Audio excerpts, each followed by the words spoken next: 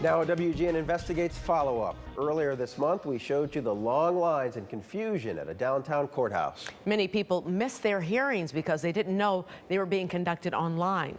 WGN's Ben Bradley has new insight on problems with the notification system and reaction from the person who runs it.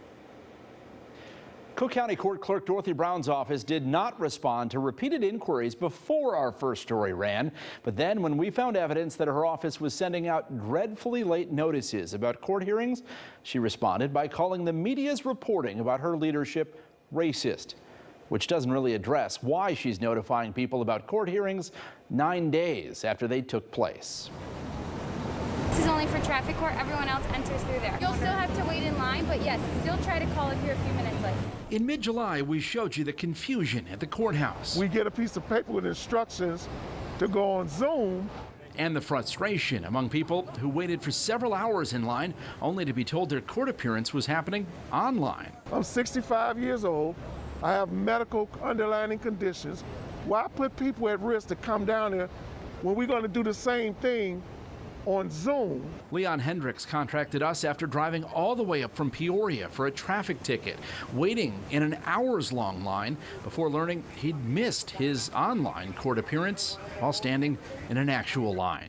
What that tells me, number one, is that there's a huge communication gap in the Chicago court system. Imagine Hendricks' surprise when, days after returning home to Peoria, he received this notification in the mail from the court clerk's office. It told him his online court hearing was scheduled for July 7th.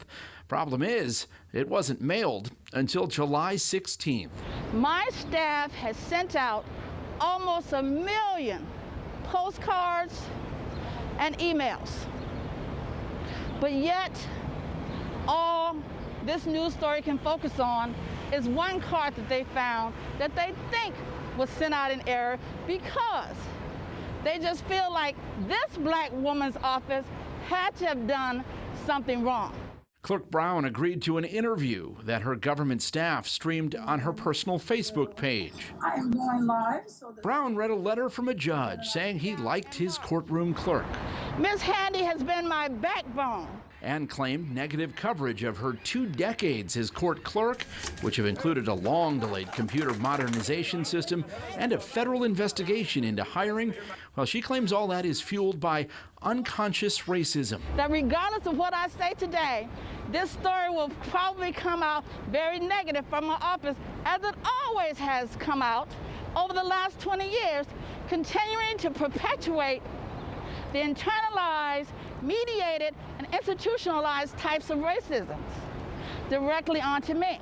Clerk Brown, I'm confused of why it's racist to ask about all the folks who have been confused and drove down to the Daley Center for court appearances they didn't have to attend. And I want to apologize to them because during this pandemic... But you said it's racist for me to raise that question.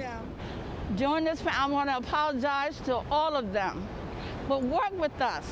We didn't cause this pandemic.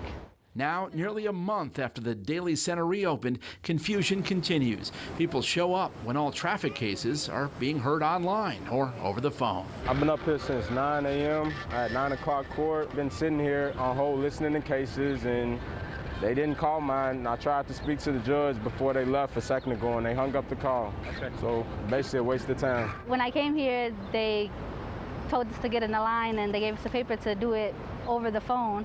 And I'm like, I could have stayed in bed for this. As for the notifications about online court hearings being mailed after they took place, Brown claimed it was intentional. Yes, a few postcards went out, but they did not go out in error. My staff was fully aware that those cards were past the court date, but they wanted those individuals to get something. I don't understand the logic of intentionally, as you say. The unconscious bias and the institutional racism that I'm talking about is the fact that you're focusing on that as opposed to working with us to get the information out.